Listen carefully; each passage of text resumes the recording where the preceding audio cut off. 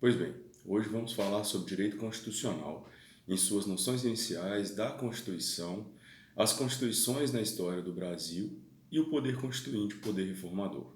Iniciando falando sobre o direito constitucional em noções iniciais, nós temos aí que o direito constitucional ele tem uma natureza própria em situação específica, ocupando posição hierárquica de superioridade na ordem jurídica pátria.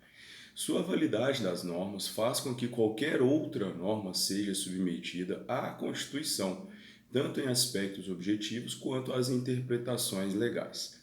A posição-chave do direito constitucional é analisar, expor, interpretar e condicionar a validade das demais normas editoras, considerando todos os outros ramos do direito. A Constituição é um trato da evolução, verificando no reconhecimento aos direitos humanos fundamentais, onde todas as normas devem ser extremamente tuteladas pelo direito constitucional. Todos os demais ramos do direito têm validade condicionada à observância do que é escrito e dito pelas normas constitucionais. A Constituição, assim, é a lei suprema de um país. O fenômeno da constitucionalização diz que os princípios constitucionais possam condicionar a própria leitura e interpretações dos institutos do direito privado, tanto quanto o direito público. Logo assim, o direito constitucional caracteriza-se por suprema posição no nosso sistema jurídico. Repetindo, é a lei suprema do ordenamento jurídico de uma nação. A ausência de uma lei limitante ao governo pode conduzir a uma tirania, por isso temos a Constituição Federal como a primazia. Após a promulgação da Constituição de 1988, inúmeras situações passaram a ser contempladas pela Constituição. Então, a gente refere que o direito constitucional inicia de forma contundente as relações do direito privado. Assim, passa o Estado a interferir de uma forma mais constante sobre as relações individuais. O segundo aspecto que vamos tratar é sobre a Constituição. Então, quando a gente considera a Constituição, a gente fala que o Estado ele tem três características primordiais, que é o povo, o território e os seus domínios, e um poder soberano e organizado com governantes, que esses três aspectos quem originam então o Estado. Assim, o Estado é uma entidade política baseada em um território, ocupado por uma população que deve estar habitada então nesse território e submetida a um poder soberano que seriam os governantes. Este Estado então ele vai ser reconhecido, pelos demais Estados soberanos, com as quais se relacionam em condições de igualdade, bem como as organizações internacionais. Internamente, ninguém é reconhecido pelo poder soberano, qualquer outro acima dele. Então, a gente vai caracterizar de forma tradicional e os objetivos perspectivos em sociologia, política e jurídica, sendo que as perspectivas sociológicas elas falam sobre a correspondência dos terços da sociedade detentora do poder, enquanto o ponto de vista político contém o disciplinamento de aspectos oriundos de uma decisão política fundamental, valendo ressaltar que a decisão fundamental concretizadora e disciplinadora de termos imprescindíveis para a construção, consolidação e estabilização de uma sociedade ou unidade política. E por fim, a perspectiva jurídica, a gente traz uma afirmação de Hans Kelsen, não só sociológica e também política, as bases para a sustentação de uma Constituição, que é um resultado de um processo jurídico. Assim, a Constituição é uma norma pura, própria do mundo, do dever ser, submetida à vontade racional do ser humano. Então, logo deve-se observar o nexo existente entre uma norma constitucional e a realidade, no seio do qual a norma suprema sempre vai ser promulgada. Nesse caso, nós temos a Constituição da República de 1988. As constituições elas podem ser classificadas tipologicamente em diversos aspectos. Por exemplo, ao conteúdo. Do conteúdo a gente diferencia material ou substancial. Então, vai disciplinar os aspectos fundamentais do Estado.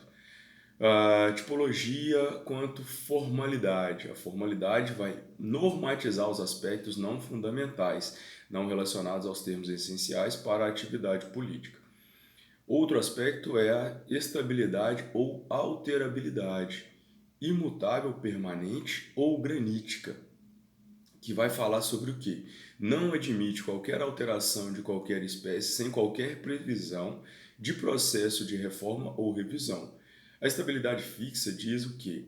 A alteração somente por meio de atuação do poder constituinte originário, ou seja, pelo poder que legitimamente a criou. Enquanto a estabilidade flexível fala que aceita qualquer tipo de alteração por meio de processos previstos para alterações das leis ordinárias. E a estabilidade rígida, as alterações somente serão observadas se atentos então aos processos solenes previstos.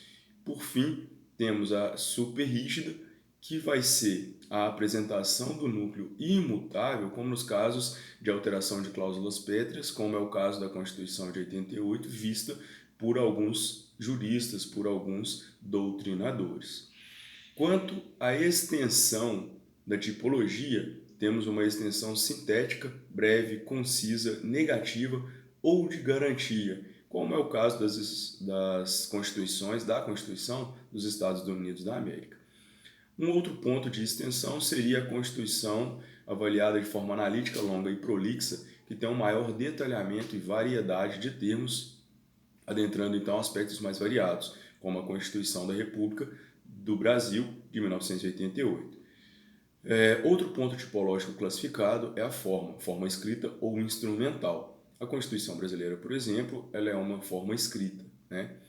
A não escrita ou costumeira ou coercitudinária é o fruto da experiência resultado do processo histórico de várias pessoas, de um povo, de uma nação, o modelo constitucional previamente discutido, certo? Pode ou não vir, então, de acompanhamento de costumes escritos ou expressos ou apenas a vivência das pessoas. É o caso da Constituição da Inglaterra ou de Israel. Outro ponto tipológico avaliado é a ideologia, que é ortodoxa ou simples, né, que significa aí tendo uma visão ideológica única, não consistindo forças sociais, econômicas, jurídicas e são de fato autênticas, como temos a Constituição da União das Repúblicas Soviéticas. Outro ponto de classificação tipológica, eclética ou pluralista, oposta assim à ortodoxa, resultando da convergência de visões autogênicas, certo? Outro ponto tipológico, quanto ao modo de elaboração, dogmática. O dogmático seria o fruto de dogmas e amadurecimento do pensamento do direito e da teoria política. São sistematizadas e escritas, resultando, então, da atuação de um poder constituinte. Histórica, fruto de processos costumeiros, da experiência de um povo. E outro ponto a gente classifica tipologicamente é quanto ao objeto, podendo ser liberal ou social, enquanto o liberal tem uma menor intervenção do Estado e o social tem uma maior intervenção do Estado. Quanto à origem, promulgada democrática voltada ou popular, significando então a participação do povo, ou outorgada, imposta por um governante, ou por fim plebiscitária, não sendo outorgada, tampouco democrática. Vai, nesse caso, envolver um plebiscito, ainda ou então um referendo, imposto por algum governante. Por fim, temos a tipologia de sistematização, unitária, orgânica, reduzida e codificada ou unitextual.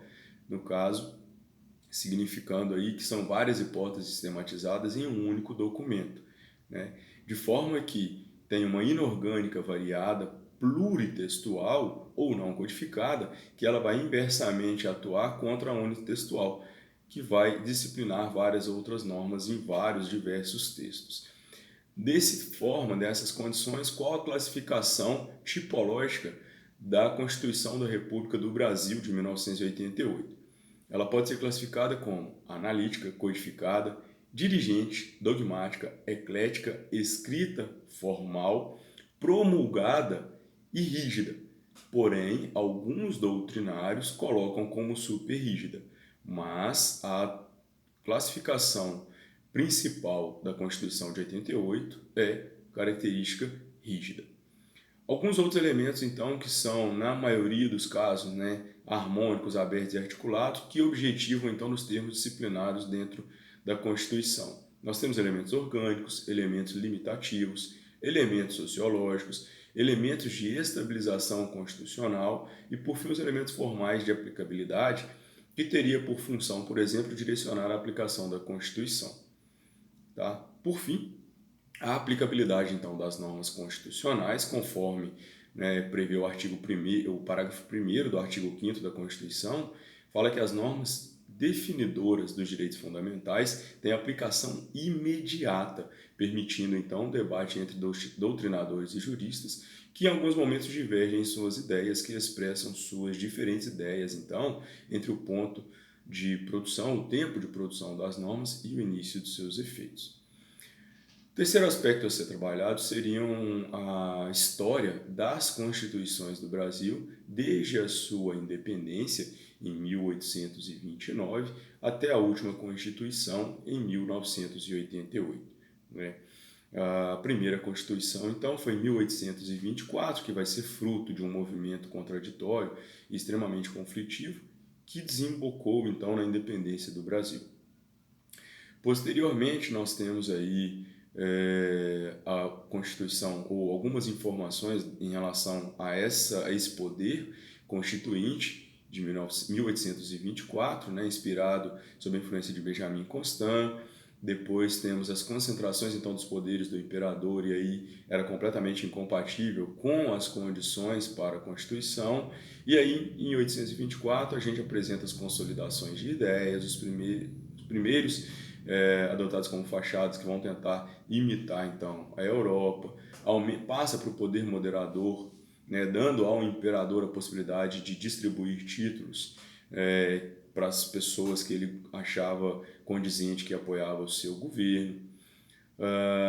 Posteriormente, nós temos aí a Constituição de 1834, quando em 1834, então, estas expectativas, dando um maior autonomia às províncias, sendo frustrado, então, pela interpretação restrita que foi apresentada em 1840. Então, até então, tivemos extremas dificuldades. Posteriormente, nós temos a primeira Constituição Republicana do Brasil, federativa do Brasil, em 1981, que tinha como características a adoção de sistema presidencialista, sistema tripartidário de poderes, abandono da Constituição por poder moderador, separação da Igreja do Estado, cemitérios administrados pelos municípios. O Estado, nessas condições, apenas ia garantir a manutenção da ordem. O juiz poderia deixar de aplicar a lei que considerasse incompatível a Constituição. Uma Constituição, então, um pouco mais avançada, porém longe da realidade, que um país precisaria. As elites continuavam fazendo da sociedade um laboratório constitucional e, infelizmente, dificultava um pouco. A terceira Constituição foi promulgada em 1934, que apresentou alguns elementos motivadores, como movimentos operários incipientes, a fundação do Partido Comunista, o movimento tenentista, que resultou aí na morte de 18 militares e ativistas e apoiadores do governo, que posteriormente à morte dessas pessoas envolvidas no processo, teve uma revolução tenentista que participou efetivamente, então, da gestão pública, do direcionamento, então, da Constituição. Como elementos importantes, temos a questão social, principalmente os movimentos nacionais e internacionais, a reconstrução do Estado Nacional, principalmente no ponto de vista dos trabalhadores, o liberalismo criticando a reconstrução do Estado e, por fim, o liberalismo sendo responsabilizado pela falta de rumo da nação e o abandono aos trabalhadores. Em 1930, liderados por Getúlio Vargas, os setores afastados vão convocar uma constituinte, preocupados também com a liderança desse movimento de 30, constituindo, então, um maior entusiasmo e participação popular. A Constituição de 34, promulgada em julho desse ano, apresenta outros aspectos.